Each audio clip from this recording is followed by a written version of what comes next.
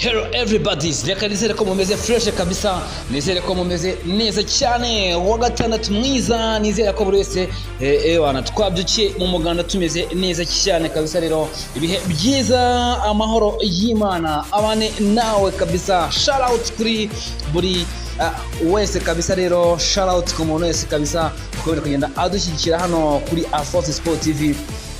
Nizere ko umeze fresh, nizere ko umeze neza cyane kabisa, nizere ko ibintu bikomeza kugenda nyine biryoha bimeze fresh kabisa. Tugeze ku bantu 1200 kabisa baba subscribe, nizere ko dukomeza kugenda tuzamuka tumeze neza cyane, ibintu bimeze fresh kabisa. Nizere ko bikomeza kugenda nyine biba byiza cyane. Kora share, ukore comment, ukore like kugira ngo platform yacu ikomeze kugenda izamuka. Ni mwebwe dukorera kabisa.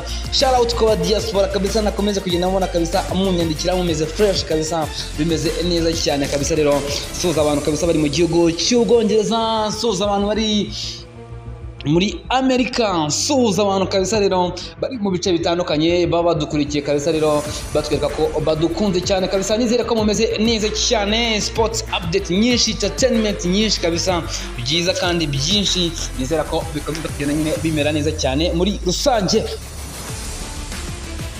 Ndaza kugenda tugezaho amakuru atandukanye, n'amakuru menshi atandukanye tuza kugeza nyine mu bundi nyine tugenda kabisa dukora menshi agiye atandukanye. Turaza kuba duhera ku ikipe y'igihugu Amavubi ku munsi w'ejo ku gicamunsi. Umutoza Frank yaje kuba nyine ahamagara abakinnyi 39 bazaba bakina ikipe y'igihugu ya Benin. Ubwo rero ni benshi bagiye bahamagarwa, hari abagarutsemo, hari abataragarutsemo, ni benshi tuza kugenda nyine tugarukaho muri rusange. Ni imikino izaba tariki 10 z'ukwezi kwa 10 ndetse na tariki 15 z'ukwezi kwa 11. Ni umukino wo kwishyura uzaba uba rero ubera muri stade Amahoro tariki 15 z'ukwezi kwa 11, aho ikipe y'igihugu Amavubi izaba ikipe y'igihugu ya Benin hariya muri stade Amahoro. Birumvikana andi makuru atandukanye ku munsi w'ejo, ikipe ya Gorilla yatsindaga ikipe ya Mukura Victory Sport. Rwose rero yitsinda ibitego byinshi kabisa, rero yitsinda iyisuzuguye.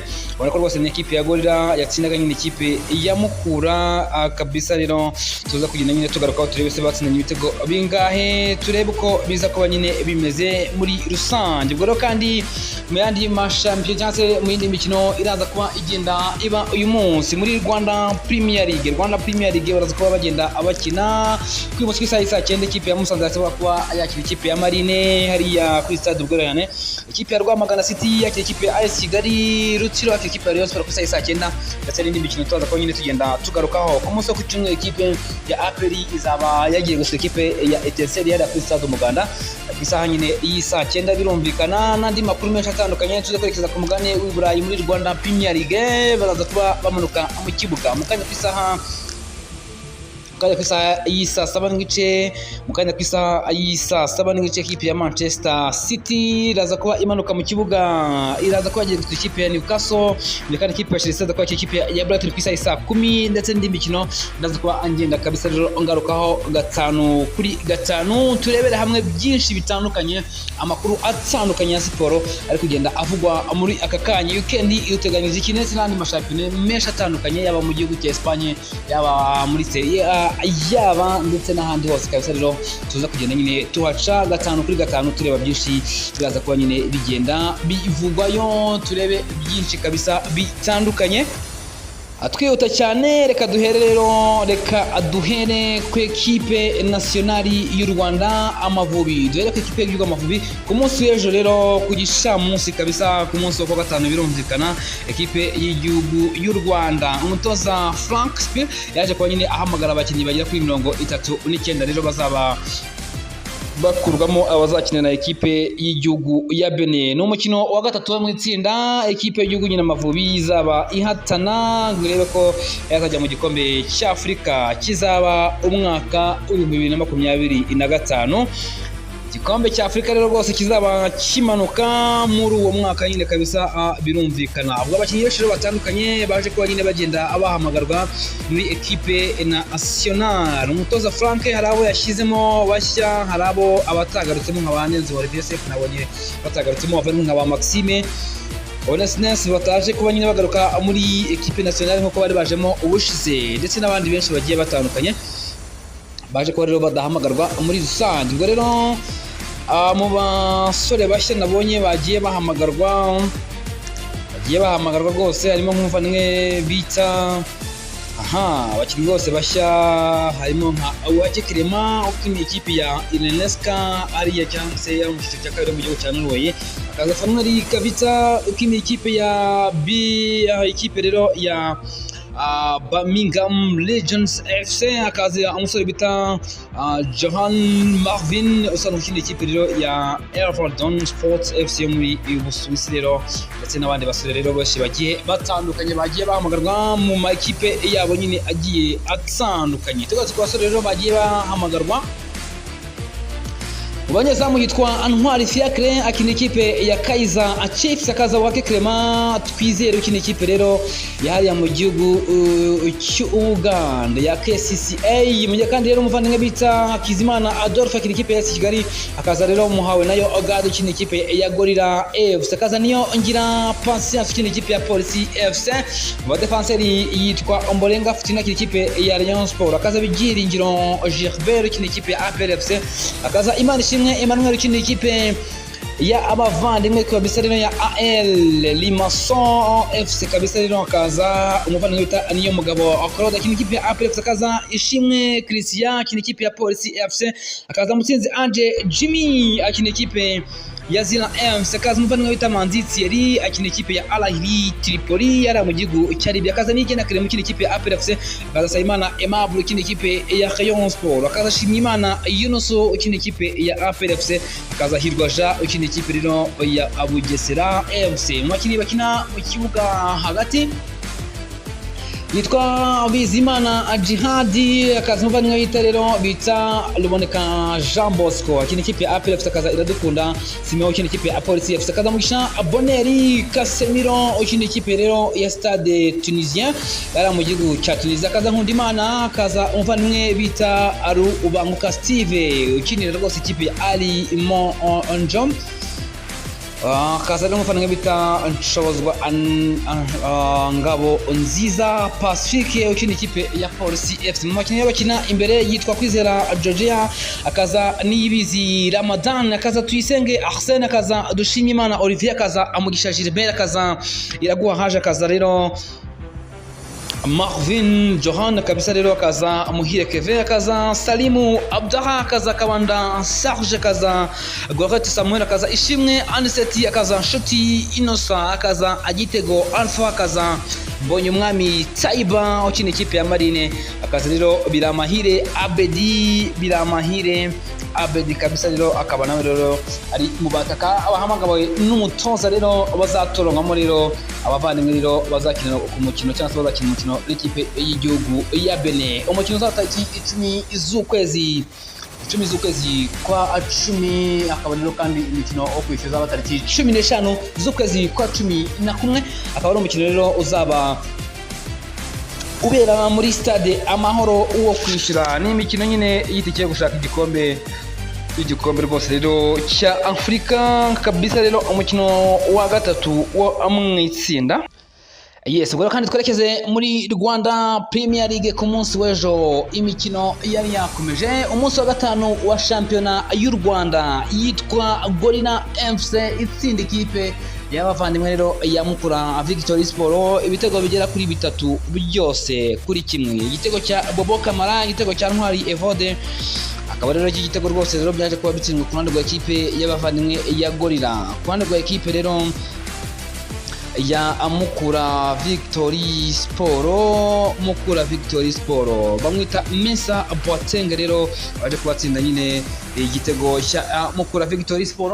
Ku ruhande rwa ekipe y'abavandimwe ya Gorilla FC yabanje mu kibuga yitwa Muhawe nayo Gadi Minye kandi Rutanga Eric, akaza Musa Omar, akaza Ruhumuriza Patrick, akaza Uwimana Kevin, Mokda Victor, akaza Nduwimana Kevin, Nishimwe Blaise, Karenzo Alexis, Irakoze Darcy ndetse na Cedric Mavuga kabisa rero nibo baje kuba nyine babanza mu kibuga. Kwa ekipe ya Gorilla, kwa ekipe ya Mukura hari Nicolas Seboton, akaza Ishimwe Abdul, akaza Rushema Chris, akaza Kizimana Zuben, akaza Abdul Jalilu, akaza Narindwa Aimable, akaza Niyonizeye Freda, akaza Jordan Dimbiba, akaza Irumva Jite, Hende Sunzu Bonel, akaza Mesa rero bitwa bamwita Nessa Loteng kabisa rero kabari cyangwa se baje kubanza mu kibuga rwa kurana rw'ikipe rero ya Mukura Victory Sport imuvana nk'ibita rero Mesa kabisa rero umusore nawe ukomeza kugenda nyine yitwariza mu equipe ya Mukura Victory Sport. Ubwo rero equipe ya Gorira nyine biza kurangira itsinze nyine equipe ya Mukura Victory Sport ibitego bigera kuri 3 byose kuri kimwe. Ubwo rero equipe ya Gorira n'ubundi yasigiza amanota yayo agera ku 10 ifata umwanya wa kabiri mu gihe equipe ya Polisi nyuma yo gutsinda equipe ya Kiyovu Sport kabisa ibitego 4 yaje kuba nyine ifata umwanya wa mbere igira amanota 10. Equipe ya Gorira FC ni ya kabiri n'amanota 10, Gasogi ni ya United kabisa ni ya gatanu n'amanota 8, Rutsiro ni ya kane n'amanota 7, AS Kigali na Mukura nazo zifite rero amanota agera kuri 7. Mu mikino iraziba kuba kuri uyu munsi muri Rwanda Premier League rero nuko uko munsi k'uyu munsi ku isaha 9 ikipe ya Musanze iraza kwakira ikipe ya Marine, kandi ikipe ya Rwamagana City iraza kwakira ikipe ya AS Kigali ku isaha 9, ikipe ya Rutsiro iraza kwakira ikipe ya Rayon Sport ku isaha 9, ikipe ya Rayon Sport rwose yamaze kuba igera hariya mu karere ka Rubavu ni ku munsi w'ejo baje kuba nyine bagenda abahasesekara, kandi ikipe ya Kiyovu Sport iraza kwakira ikipe ya Magaju ku isaha 6 n'igice ni ku munsi w'ejo, mu gihe kandi ikipe ya Vision izabaka ikipe ya Polisi ku isaha 9 ni ku munsi w'ejo, ikipe ya Etincelle ikipe ya APR FC ku isaha 9. Shampiyona y'u Rwanda izaba igaruka tariki 18 z'ukwezi kwa 10 rero akarugo rero izi imikino izaba igenda iba. Mbona rwose uyu mukino wa ekipe ayaya APR izakiramo ikipe ya Gasogi United kabisa, kino mutaramenya neza isaha izaba igenda uberaho no kubera tukazareba nimba bizakunda shampiyona nyine izaba yakomeje, dore ko n'ubundi ikipe nyine y'igihugu n'ubundi nyine izaba yitegura imikino ya cani kabisa yo gushaka itike y'igikombe nyine cya Afurika ariko gikinirwa n'abakinnyi imbere iwabo. Ubwo rero kandi twihuta mu makuru atandukanye kuri rwose rero atandukanye kabisa tugiye kuba tugarukaho. Twihute twerekeza ku mashampiyona atandukanye hariya ku mugabane w'i Burayi. Tugiye guhera muri Premier League iraza kuba igenda ikomeza kabisa ku isaha 7 n'igice ekipe ya Newcastle iraza kwakira ikipe ya Manchester City, ekipe ya Chelsea ku isaha 10 yakira ikipe ya Brentford yakira ikipe ya West Ham ku isaha 10, ekipe ya Everton ize kwakira ikipe ya Crystal Palace ku isaha 10, ikipe ya Arsenal ize kwakira ikipe ya Leicester City ku isaha 10, Nottingham Forest ku isaha 10 yakira ikipe ya Fulham, ikipe ya Wolves yakira ikipe ya Liverpool ku isaha 12 n'igice, ikipe ya Aston Villa iraza kuba yagiye gusura ikipe ya Ipswich Town ku isaha 9. Mye kandi ku munsi w'ejo nyine birumvikana n'imikino ko ku munsi w'ejo ko umukino wa nyuma aza kuba no ikipe ya Wolves iraza kwakira ikipe ya Liverpool ku isaha 12 n'igice. Mu gihe kandi nyine ku munsi w'ejo ikipe ya Aston Villa zabagiye gusura ikipe ya Ipswich Town ku isaha 9, Manchester United yakira ikipe ya Tottenham ku isaha 10 ku isaha 11 n'igice ni ku munsi w'ejo. Mu gihe kandi ikipe ya Bournemouth izabaka ikipe ya Southampton ku isaha 3 hazaba ku munsi wo kuwa mbere kabisa. Rero akaburuko muri Premier League bihagaze ubu ku rutonde rwa shampiyona ko ruhagaze ni ikipe ya Manchester City n'amanota yayo 13 birumvikana, ikipe ya Liverpool ku mwanya wa kabiri n'amanota 12, ikipe ya Aston Villa ku mwanya wa gatatu n'amanota 12, Arsenal ku mwanya wa kane n'amanota 11, Chelsea ku mwanya wa gatanu n'amanota 10, Newcastle ku mwanya wa gatandatu n'amanota 10. Ama ekipe ya nyuma ni Wolves ku mwanya wa 21, ikipe ya Everton ku mwanya wa 19, ikipe ya Southampton ku mwanya wa 18, ikipe ya Ipswich Town ku mwanya wa 17 n'amanota agera kuri 3 kabisa. Hariya mu gihugu cy'Ubwongereza nuko bimeze. Ngira ngo rero amaze gutsinda ibitego byinshi byo ni Brot Erling Haaland afite ibitego 10, yego afite ibitego rero 10, kandi Luis Diaz wa ikipe ya Liverpool afite ibitego 5, Bryan Mbeumo ibitego 4 wa Brentford, John Dolan afite ibitego 4 akina Aston Villa, Nicholas Jackson ibitego 4 akina ikipe nyine ya Chelsea. Katurebe muri La Liga kabisa uko biza kuba abihagaze kabisa, biza kuba bihagaze uyu munsi rwose bigaragara ko vanenge bita Kylian Mbappe Lotte na goraza kuba ahari birumvikana. Kylian Mbappe kabisa waje kuba nyine agira ikibazo cy'imvune kabisa, rero yaje kuba agirira ku mukino batsindaga amakipe ya Alves ibitego bigera kuri 4 byose kuri 3 byose kuri 2, ubwo rero ikipe ya Getafe iraza kwakira ikipe ya Anvers ku isaha saa 8 mu gihe kandi Rayo Vallecano iraza kwakira ikipe ya Leganés ku isaha saa 10:15. Ikipe ya Real Sociedad ize kwakira ikipe ya Valencia ku isaha saa 12 n'igice. Ekipe ya Osasuna yakira ikipe ya FC Barcelona ku isaha saa 3. Celta Vigo yakira ikipe ya Girona ni ku munsi w'ejo ku isaha saa 8. Kandi ikipe ya Atletico Club izabakira ikipe ya Sevilla ku isaha saa 12:15. Mu gihe kandi ekipe ya Real Betis izabakira ikipe ya Espanyol Barcelona ku isaha saa 12:15. Ikipe ya Atletico Madrid yakira ikipe ya Real Madrid ku isaha saa 3. Umukino ukomeye cyane, umukino nizera ko kabisa n'umukino uzaba uhambaye kabisa. Rero nizera ko n'umukino uzaba utoroshye bro. Mvana mwita Kylian Mbappe bivuga ko uyu mukino ashobora kutazawukina rero nyuma yaho agiriye ikibazo cy'imvune, agiye kumara icyumweru hanze. Mvana mwita Kylian Mbappe rero atagaragara mu ekipe ya Real Madrid. Umusore umaze gufatisha kabisa rero, ubona ko yari umusore w'Yusine watangiye kugenda amenyera ekipe ya Real Madrid, reka yaratangiye gutsinda ibitego mu bihe bitandukanye kabisa.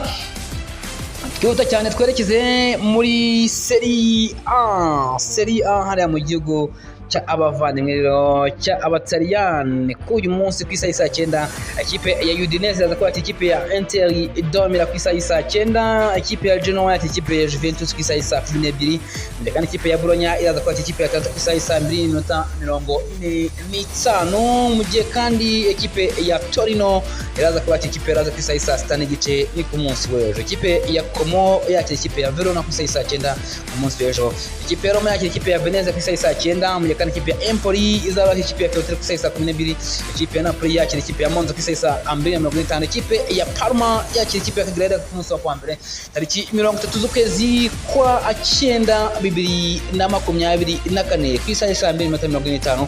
Akaba ariko rero uyu munsi wa shampiyona wara mu gihugu cya Abataliyani uzabusuzwa nyine abakina kabisa uyu umukino. Ubwo rero kandi twihuta cyane muri Bundesliga, niyemeje kuba updates nyinshi zitandukanye kugira ngo rero bize kugenda neza kabisa. Rero imikino weekend ize kugenda ibaryohera muri Bundesliga, baraza kuba bamanuka mu kibuga birumvikana. Rero uko bihagaze yara mu gihugu rwose cy'Ubudage, ikipe ya Mainz yaza kwakira ikipe ya Werder Bremen ku isaha saa 9 n'igice. Wolfsburg yakira ikipe ya Stuttgart ku isaha saa 9 n'igice. Ikipe ya FC Freiburg yakira ikipe ya St. Pauli ku isaha saa 9 n'igice hariya mu gihugu nyine cy'Ubudage. Ikipe ya Leipzig iraza kwakira ikipe ya Augsburg ku isaha saa 9 n'igice. Ikipe rero ya Mönchengladbach ku isaha saa 9 n'igice iza kwakira ikipe ya Union Berlin. Mu gihe kandi uyu munsi ikipe ya Bayern Munich niza kwakira ikipe ya Bayer Leverkusen ku isaha saa 12 n'igice. Ikipe ya rero ku munsi w'ejo bita Kiel Holstein Kiel yakira ikipe ya Eintracht Frankfurt ku isaha saa 9 n'igice. Ikipe ya Hoffenheim yakira ikipe ya Werder Bremen ku isaha saa 11 n'igice ni ku munsi w'ejo kabisa. Nuko rero ama update agiye atandukanye biraza kuba abimeze kabisa. Nizera ko mumeze fresh kabisa, nizera ko ibintu bimeze neza cyane kabisa ari ku mugabane w'Iburayi. Kandi mu gihugu cy'Ufaransa naho baraza kuba n'umundi nyine bakomeza kabisa abigaragaza bameze neza cyane muri Ligue 1 baraza kuba bameze neza cyane kabisa. Ligue 1 baraza kuba bakina ikipe ya Rennes ku isaha saa 11 za kwakira ikipe ya Nice. Ikipe ya Le Havre yakira ikipe rero ya LOSC ku isaha saa 1. Ikipe ya Monaco yakira ikipe ya Montpellier ku isaha saa 3. Isaha saa 3 kabisa. Ikipe ya Toulouse yakira ikipe ya ku isaha saa 9 ni ku munsi w'ejo. Angers yakira ikipe ya Lens ku isaha saa 11. Ikipe ya Nantes yakira ikipe ya Saint-Etienne ku isaha saa 11. Ikipe ya Strasbourg yakira ikipe ya Marseille ku isaha saa 2:45. Ikipe ya Marseille yakira ikipe ya Angers azaba ari ku munsi wo kuwa 5 tariki 9 z'ukwezi kwa 10 2024 ku isaha saa 2:45. Akaba rero shampiyona y'Abafaransa izagenda igaruka muri rusange kabisa. Ngushimire cyane, nizere ko umeze neza cyane, nizere ko ibiganiro byacu bikomeza kugenda bimera neza. Shout out for everybody.